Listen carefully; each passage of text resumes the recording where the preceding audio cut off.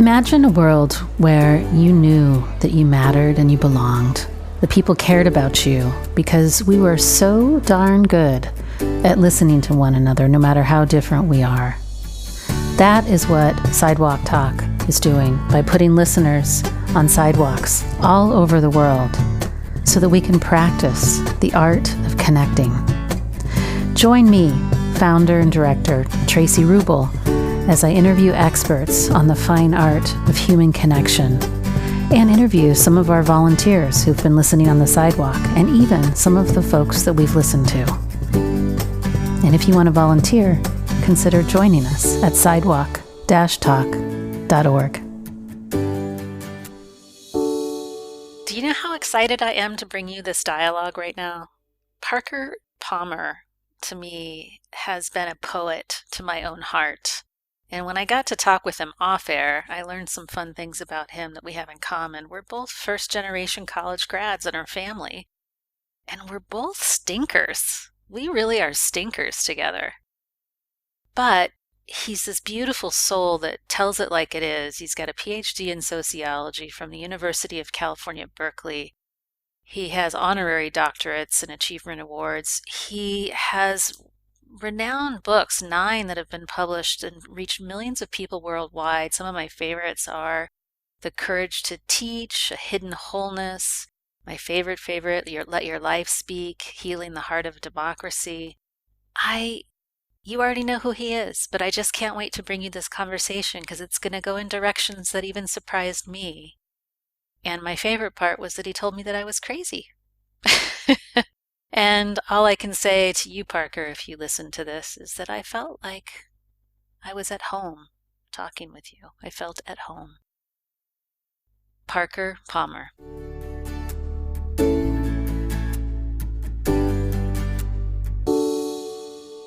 So Parker Palmer, I'm really grateful to have you here and to be in dialogue with you because I came to your work after starting listening on the sidewalk.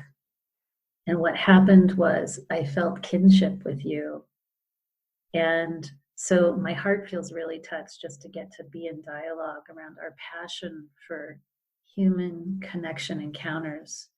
So I wanted to first say, where are you now? Because you're kind of in a retired place.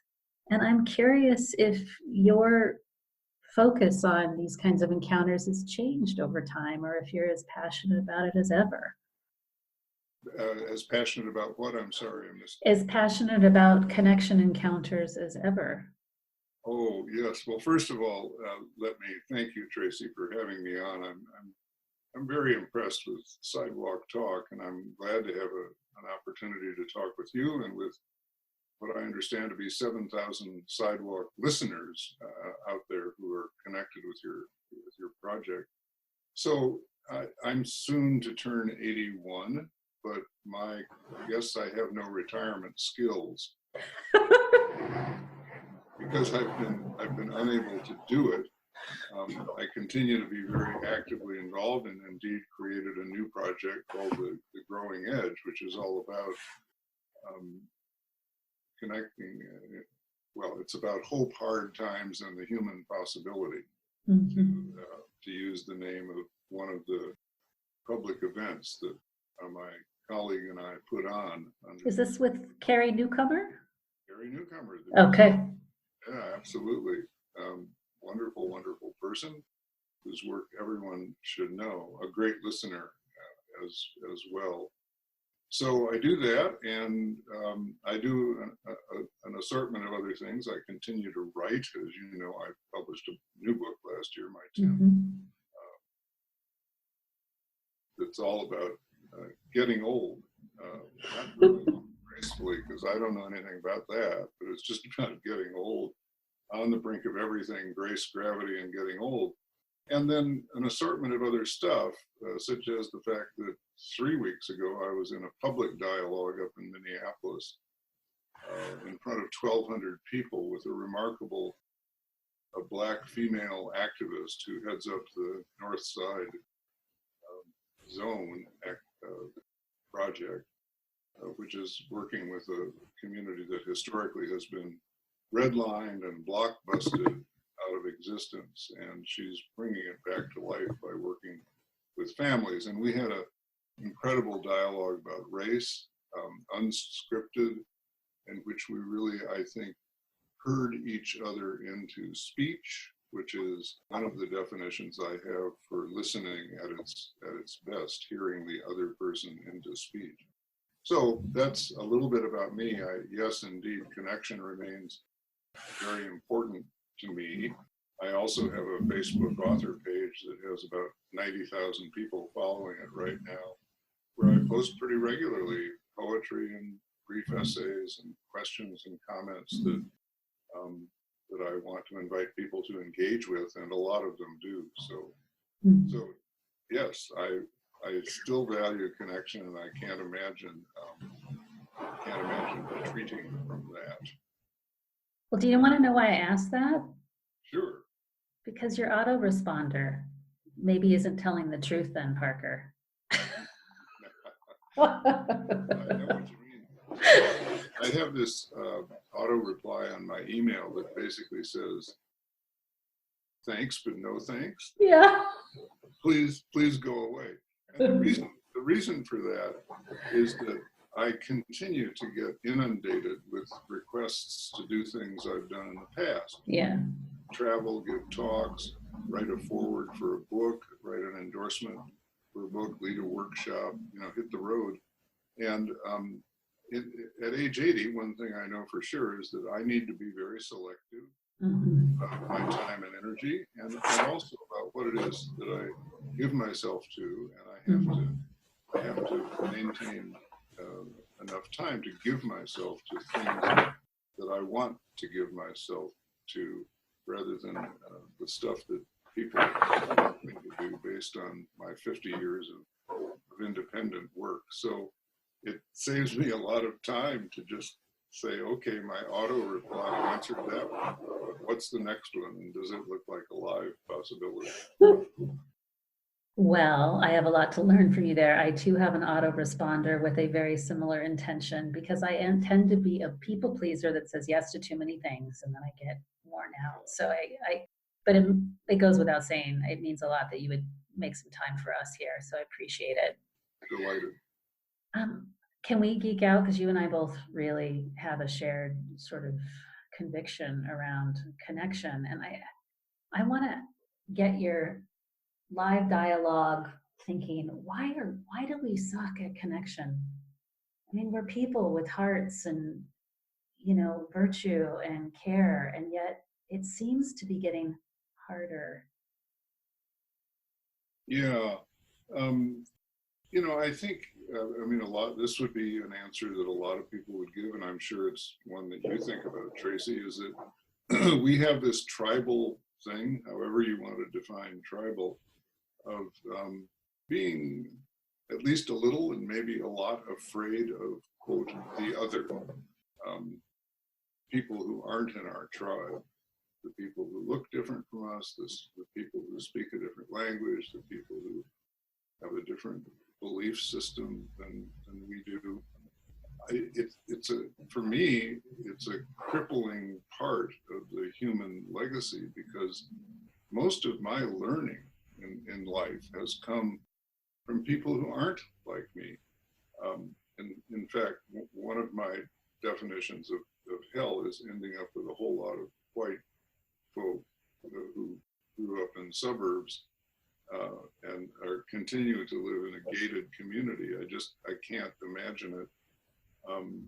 To me, the good life is a life in which I'm being stretched by diverse experiences, diverse points of view, diverse lenses on the world and ways of interpreting things, and sort of diverse fundamental assumptions about what's happening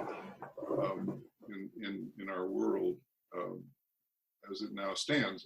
The example that comes quickly to mind is around the time of the 2016 election. I was teaching a graduate course and took the occasion on the day after the election to open a discussion about student responses to the election, and obviously the election of our 45th president, who basically ran on an anti-immigrant, I would say on a white nationalist and fundamentally racist platform. And the white students in the class immediately spoke up and said, "We are absolutely shocked at the fact that Americans would elect this man president of the United States."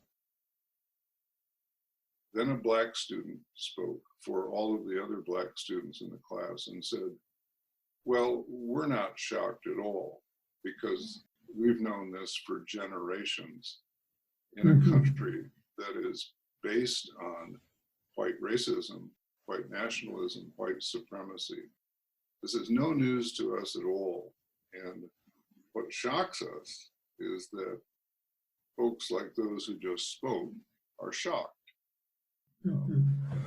For me, that's an example of why it's very, very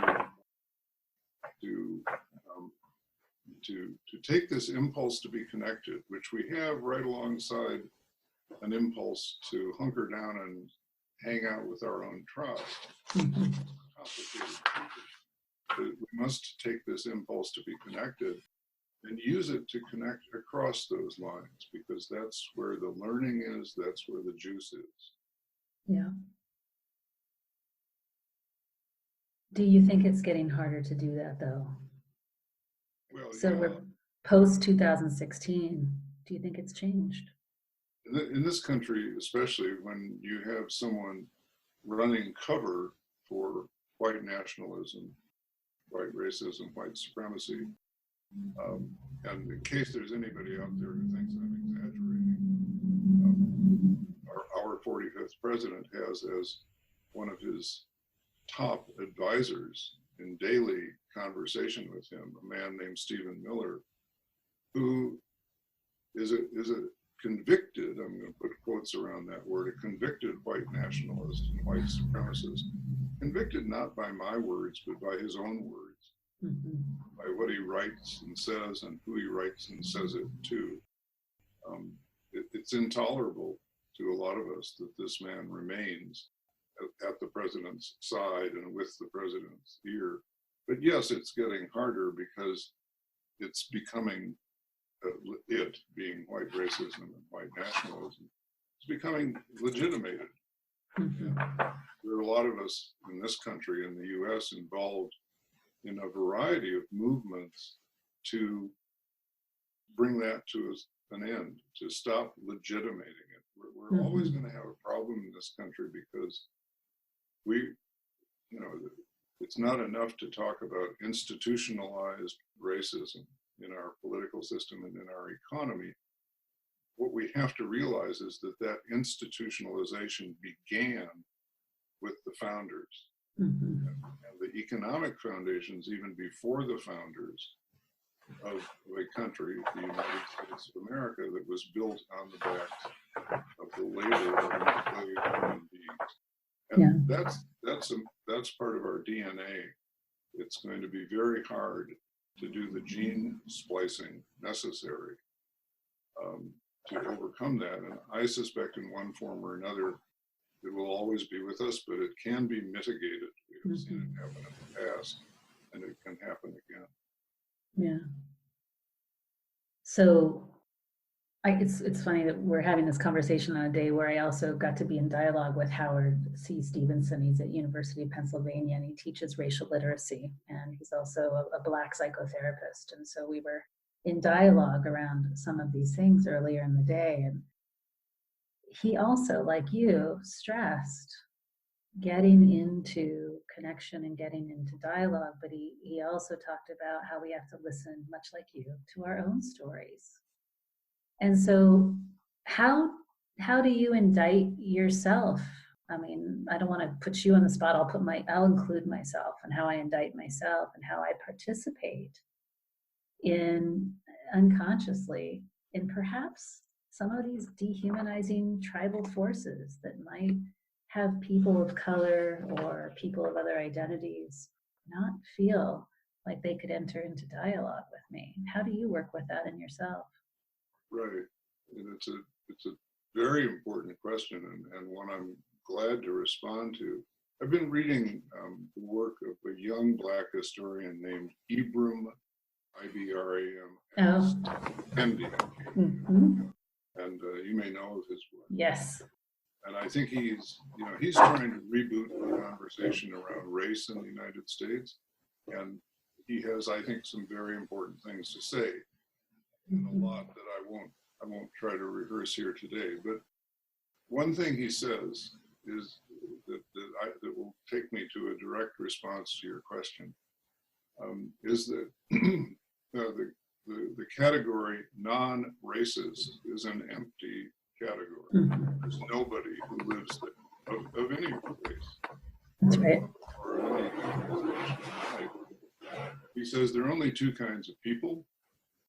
There are racists and anti-racists. And an anti-racist is characterized by not just one, but an ongoing string of decisions to witness against, to live in opposition to protest racist policies, practices, and attitudes.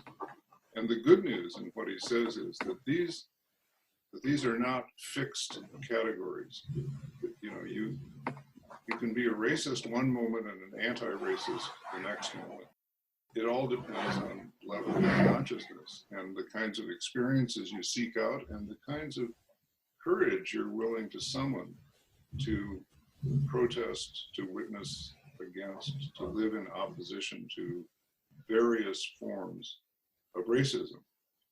Kendi, K-E-N-D-I, for those who don't Google his name, also says, for white people, the process begins, or for anybody really, I think he would say, the process begins with confession. So when I was in this interracial dialogue a few weeks ago in front of 1,200 people, I said, here's my confession, and I'll give you the short form of it. First of all, I acknowledge that I am bathed in white privilege 24/7, and have been for my entire life, and will be for the rest of my life. And I said, I've talked to white people about this who will say, well, wait a minute, I'm white, I have a cousin who's white, and my cousin didn't get the house that he wanted, or he didn't get the job that he wanted. What's this white privilege all about? And I say, well, I'm sorry that your cousin didn't get the house or the job, but I can almost guarantee you this, 99.9% certain, it wasn't because of his skin color, he didn't get the house or the job. There was some other variable at work, some other factor at work. May or may not have been his fault. I have no idea. But the odds are overwhelming that it wasn't because of his skin color. While we know that lots of jobs are not given and lots of houses aren't sold to people of color. And so then they'll say, well, wait a minute, I was just born white. How can I be guilty for being born white? I said, you're not guilty. I would say then you're not guilty for being born white. That's a silly notion. But what you're guilty for is if you don't acknowledge the reality of white privilege. That's living unconsciously. And if you don't try to use your white privilege to amp up your courage and say things to other white people they aren't accustomed to hearing and they don't enjoy hearing. We have to have not only, and I think this is a very important principle, we have to have not only conversation, and which includes listening and speaking across racial lines or other lines of divide.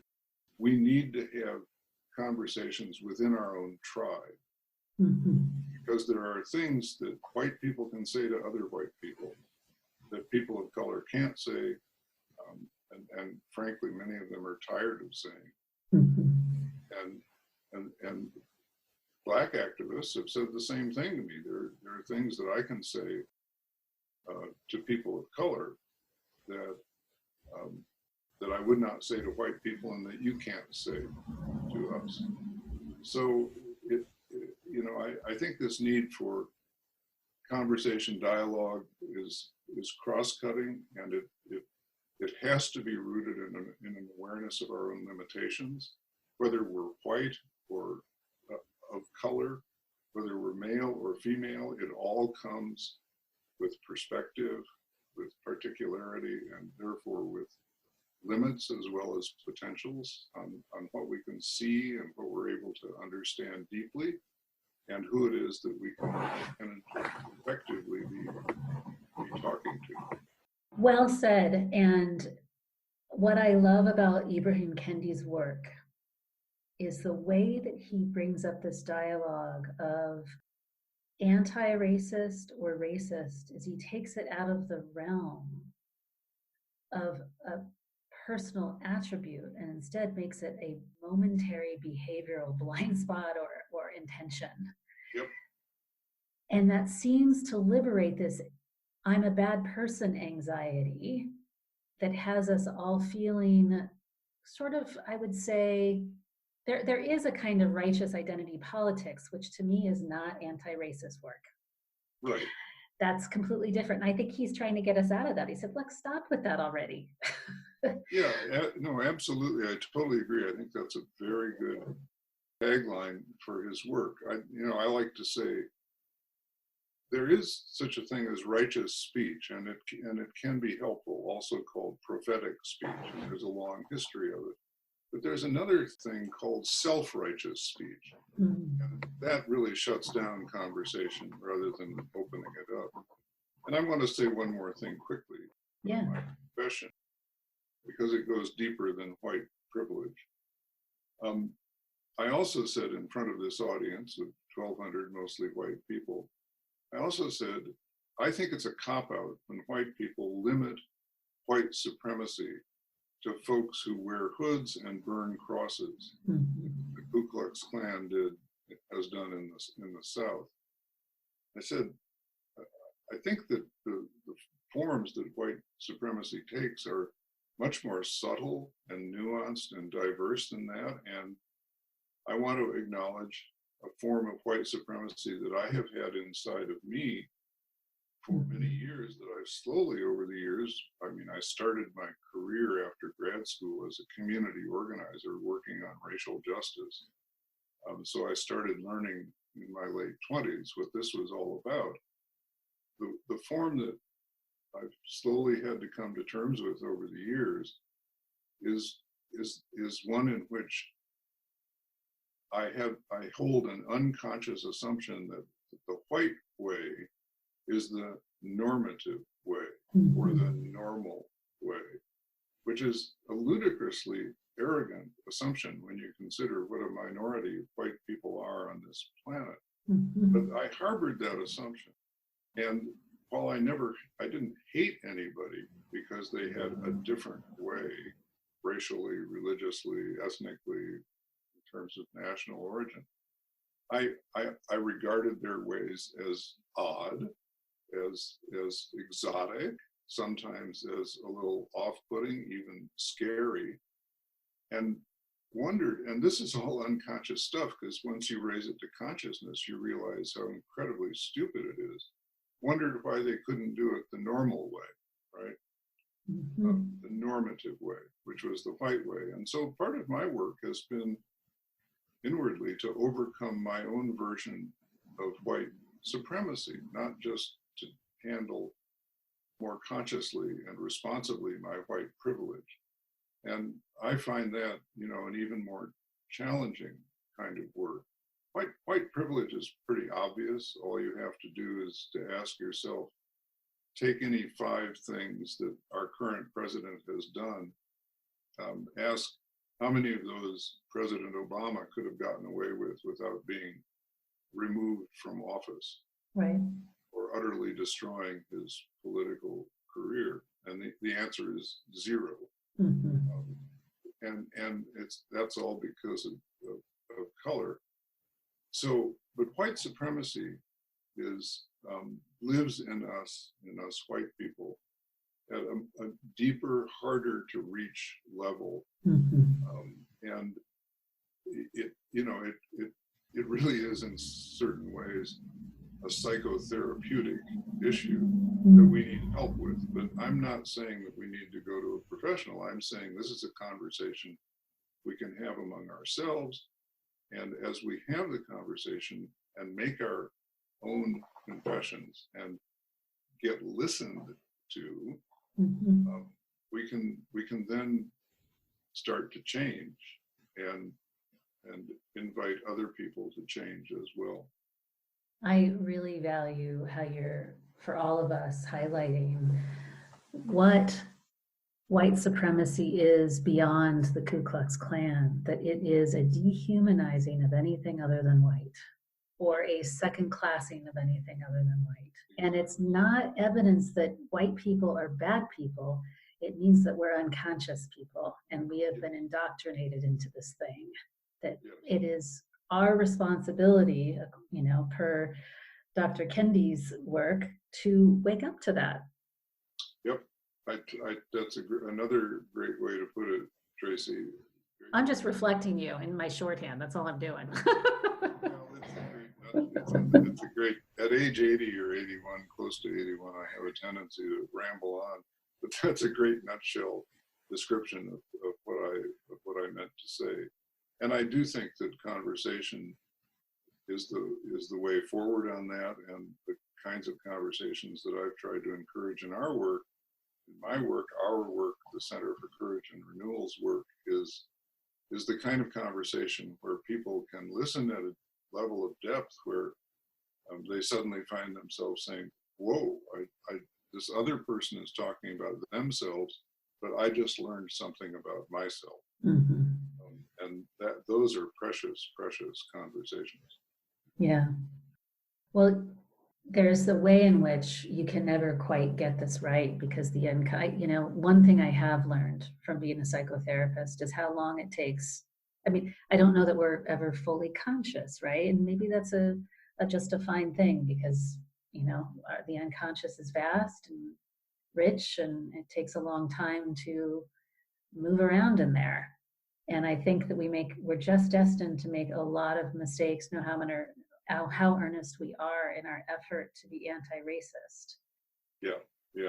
I think there's no question about that. And I think part of living a good human life is self-forgiveness, as well as forgiveness of others. The litmus test is really simple. Are you still on the journey? Are you still reaching? Are you still trying? As you may know from my writing, I've made in my 80 years 3 deep dives into clinical depression. And as part of my recovery from that, or my emergence from that, I've done a lot of therapy, especially Jungian therapy over the years. And I'm pretty convinced. So are you into James Hillman? You probably are. Yes, very much so. There's some great writers in that wheelhouse. But I'm convinced, to go back to an earlier remark you made about the slow emergence of consciousness or awareness, and how we have to be, gentle with ourselves about that. I'm just convinced that if we were ever to let it all out of the unconscious box, we'd die. It'd be pretty messy, that's for sure.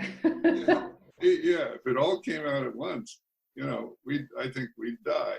It's like, it's like radiation. It just kill you. And I want to be conscious, but I also want to stay alive so I can do decent work that might serve somebody. Yeah. So you don't want the unconscious to kill you. Exactly. Sorry, I love that we're both a little bit crass. It's kind of fun. It's a part of you that I didn't know. It's birds of a feather, Parker. I think so. I think we're both crazy. And you know what? I love that you just called me crazy. Oh my God, that's like the high point of my life. Jesus, it's awesome. No one. Yes, I know that we're nearing the end of time. I could just go on with you forever and ever. I do want to just get into one connection piece, though, and I think that there is. I don't want to get all slapstick and lovey-dovey here, and this isn't the oneness unity thing, and it kind of is in another way, which is there is this power dynamic or this craving for being important as a self that seems to have us get into it. Sort of exacerbates these tribal mindsets that it seems like these connection encounters begin to resolve, right? Because in these deeper connection encounters, we recognize potentially, I hope, I don't want to say too much because I want you to teach me. I don't want to, that there is, that we are much more powerful in our connection and belongingness to one another than in dehumanizing or winning or out-competing or outperforming one another. Absolutely. Absolutely. One of the great myths of American culture is that the way to better ideas or better work or a more perfect union is competition. And I absolutely do not believe that. I believe it's collaboration. I believe that all of us together are always smarter than any one of us alone, and always more powerful and always more effective. And I agree with you completely, Tracy, that there's this, people have this need to feel their own power, to feel their own voice and agency, as I like to say. You know, I'm especially aware of this among the older people I know, people older than I, who no longer are active in work or no longer have a network of meaningful relationships that they had for many years, because many of their friends, maybe their partners, have died and their families are scattered. The job is gone. But we miscalculate how we come into power in exactly the way you just expressed. We don't come, power is not something that we hold as individuals. Power is something that we generate collectively, as all of the great social movements have proven. If you look at the role of great social movements, liberation movements around the globe, here's a simple observation, but I think profoundly true. Every one of these movements, the women's movement, the movements for liberation in Eastern Europe, in South Africa, in Latin America, the Black liberation movement here in the United States, every one of these was fomented and generated by people who had every form of power stripped from them. They had no armies, they had no money, they had no access to institutional centers of power. All they had was the power of the human heart and the power of community. And the human heart cries out for equality and for justice. And in the power of community, the power of the individual heart gets amplified, and it gains trajectory, and it gains force and effectiveness. And that's half the story of history. It's just not a story that we're taught in our history courses. So absolutely so. And the great, you know, I'll just say this too. I think this is something that you've understood for a very long time. But human beings bear a lot of wounds. We're driven by our wounds. And I think one of the greatest wounds that we find around the earth is people who feel unseen, unheard, and unappreciated. Yeah. That's a very painful life to live. You know, here I am. Nobody sees me, nobody hears me, nobody appreciates what I do. And there are millions and millions and millions of people who show up every day in all kinds of settings, who have that, who bear that wound. And your work with Sidewalk Talk, the work of all the good folks who have joined you, is really addressing that wound, because you're listening to people. You're inviting their stories. And in doing that, you are helping them take a small step toward empowerment, to say nothing of enriching your own lives and crafting for you the connections that also give you power.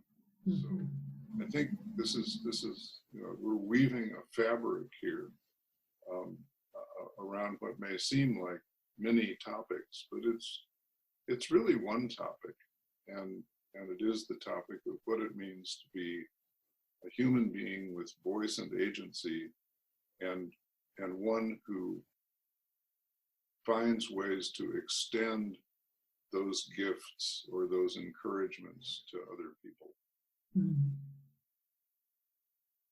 Well, this is a great segue to our close, but I wanted to say to you that your legacy lives on in our work, because your words have given us sustenance. Sometimes it's hard when you get big, because you get all the operation stuff. And so I just want to say that to you, for you to know that, even when you're out hiking in the woods, you can go, okay, but there's a group of Sidewalk Talk listeners out listening in the world somewhere, and they're being inspired by something I've said. So I just want to make sure and give that to you, that you know that. Thank you. Yeah. So we have a tradition for how we close.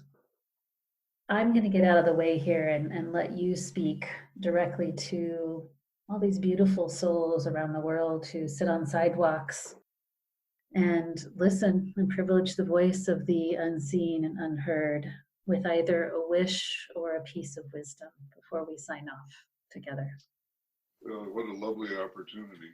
So I'll say to the good people who work with you, if you could see me now, you would see that I am making a deep bow to each and every one of you, and to the work you do out in the public life, listening to folks who very rarely, if ever, get listened to. I'm sure there are moments when people look at you and say, that's weird, and he or she is weird.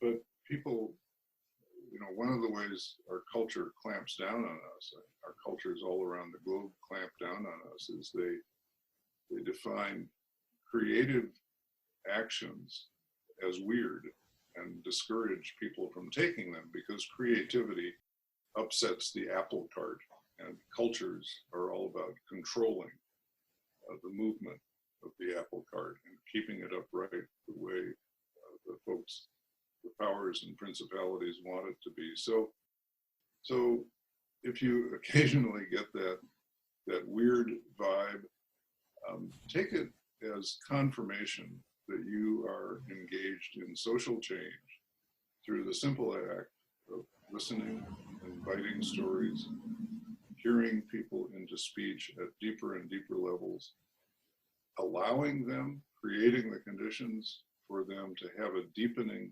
conversation with themselves. And I can guarantee from my own experience, and I imagine you know this as well as I do, that a deepening conversation with yourself can create personal transformation and can end up being profoundly rewarding and affirming of who you are and how you are in the world. So you're giving a great gift, a deep bow to all of you, with gratitude for you helping to make this world a better place. You just breathed life right into my heart. I know that's for sure. Parker, thank you so much for this dialogue and this time. And anytime you need anything, I'm here. Thank you so much, Tracy. It's been a joy being with you. Power to you. All right, be well. You too.